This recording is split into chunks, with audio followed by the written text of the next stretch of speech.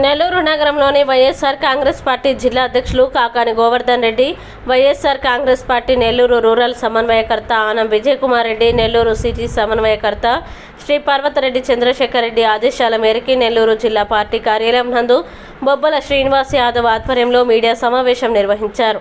ఈ సందర్భంగా ఆయన మాట్లాడుతూ భారతదేశంలో రాజ్యాంగం ప్రతి రాష్ట్రానికి రాజ్యాంగంలో పొందుపరిచిన యాంటీ డిఫెక్షన్ బిల్ వర్తిస్తుంది.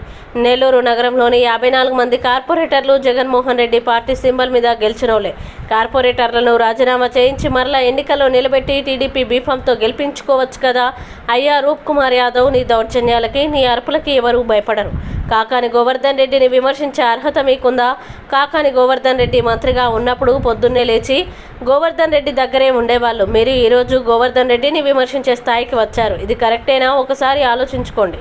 నల్లపరెడ్డి ప్రసన్న కుమార్ రెడ్డి టీడీపీలో గెలిచి వైసీపీలోకి వచ్చి జగన్మోహన్ రెడ్డి కోసం రాజీనామా చేసి మరలా పోటీ చేసి గెలిచారు. అలాగే చంద్రశేఖర్ రెడ్డి గురించి మాట్లాడావు. చంద్రశేఖర్ రెడ్డి ఎన్నికల్లో పోటీ చేసి గెలిచారు. ఈవీఎంలని మేనేజ్ చేయలేదు. 2014లో చాలామంది పార్టీ మారారు. ఆ పార్టీ మారిన అందరూ ప్రజా జీవితంలో లేరు. ఇలా పార్టీలు మారుతుంటే ప్రజలు గమనిస్తున్నారు. పెద్దల్ని విమర్శించే ముందు అన్ని వివరాలు తెలుసుకొని మాట్లాడితే మంచిదని తెలిపారు. పై కార్యక్రమంలో ఆర్ శ్రీనివాసరావు, వైసీపీ నాయకులు, కార్యకర్తలు తదితరులు పాల్గొన్నారు.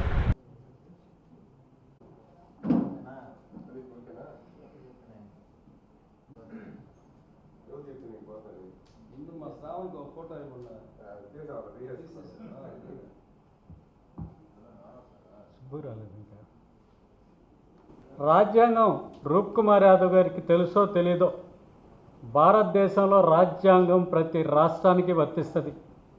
ఆ రాజ్యాంగంలో పొందుపరిచిన యాంటీ డిఫెక్షన్ బిల్ అనేది ప్రతి రాష్ట్రానికి వర్తిస్తుంది. 2003లో 10వ షెడ్యూల్కి 91వ సవరణ జరిగింది. ఆ సవరణ ప్రకారం అంతకుముందు ఏదైతే డిఫెక్షన్ బిల్లో 1/3 పార్టీలో గెలిచిన వాళ్ళు 1/3 ఒక సపరేట్గా గ్రూప్గా పోయి ఒక పార్టీని ఏర్పాటు చేసుకోవచ్చు, లేదంటే ఇంకో పార్టీలో మెర్జ్ కావచ్చు. వాళ్ళ సభ్యత్వం రద్దు కాదు అనేది అప్పుడున్న పరిస్థితి. 91వ సవరణలో 100% గెలిచిన వాళ్ళంతా వేరేగా పోయినా కూడా ఆ పార్టీని వదిలి వాళ్ళ మీద యాంటీ డిఫెక్షన్ అనేది వర్తిస్తుంది. వాళ్ళ సభ్యత్వాలు రద్దు అవుతాయి. అది 10వ అధికరణంలో 91వ సవరణ. అది దాని ప్రకారం వీళ్ళు పార్టీ సింబల్ మీద ఎవరైతే గెలిచారో వాళ్ళంతా వాళ్ళ సభ్యత్వం రద్దు అయ్యేదానికి అవకాశం ఉంది. ఆయన చెప్తారు, ఆయన చెప్పింది ఏంటంటే అది పంచాయతీరాజ్ చట్టం, పంచాయతీరాజ్కి సంబంధించిన గజెట్లో నోటిఫికేషన్ ఇచ్చింది. దాని గురించి చెప్తారు ఆయన. ఇది మేము చెప్పింది రాజ్యాంగంలో ఉండే అధికరణం గురించి, రాజ్యాంగంలో ఉండే చట్టం గురించి.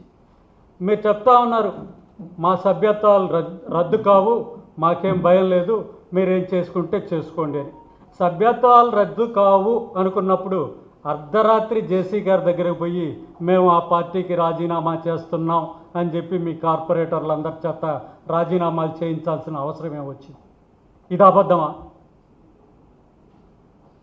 అదే మీరు చెప్పిందే నిజమై ఈ సభ్యత్వాలు రద్దు కావు అనుకుంటే మీరు పార్టీ సింబల్ ఇచ్చి పార్టీ సింబల్ మీద ఎందుకు మీ డిప్యూటీ మేయర్ని గెలిపించుకోలేకపోయారు?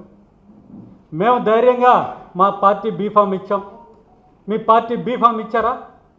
ఎందుకు మీరు బీఫామ్ కూడా ఇచ్చి మీ అభ్యర్థి తెలుగుదేశం అభ్యర్థి అని చెప్పుకోలేని పరిస్థితిలో ఆ అభ్యర్థిని గెలిపించుకున్నారు? ఈరోజు మీరు గెలిచిన అభ్యర్థి ఇండిపెండెంట్ అభ్యర్థి, తెలుగుదేశం పార్టీ అభ్యర్థి కాదు. మీరు ఎందుకంటే మీ పక్కన వచ్చిన కార్పొరేటర్లని సముదాయించేదానికి, వాళ్ళ భయాల్ని తొలగించేదానికి, వాళ్ళని మభ్యపెట్టేదానికి మీరు ప్రెస్ మీట్ పెట్టి ఈ విధంగా చెప్పారనేది మాకు అర్థమవుతూ ఉంది. కాబట్టి మీరు ఇంకొకటి కూడా చేయొచ్చు. మేము మొన్న జేసీ గారికి లెటర్ ఇచ్చాం.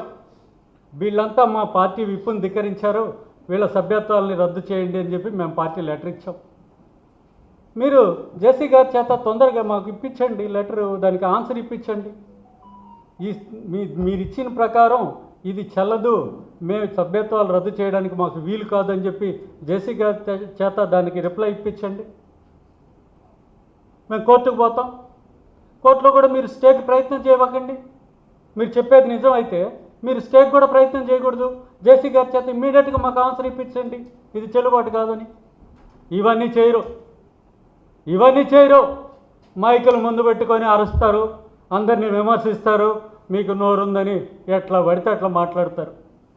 మీకు ఒకటి చెప్తున్నా, విలువలు అనేవి కొన్ని ఉంటాయి. ప్రతి రాజకీయ నాయకుడికి విలువలు అనేది ఖచ్చితంగా ఉండాల్సిన విషయం.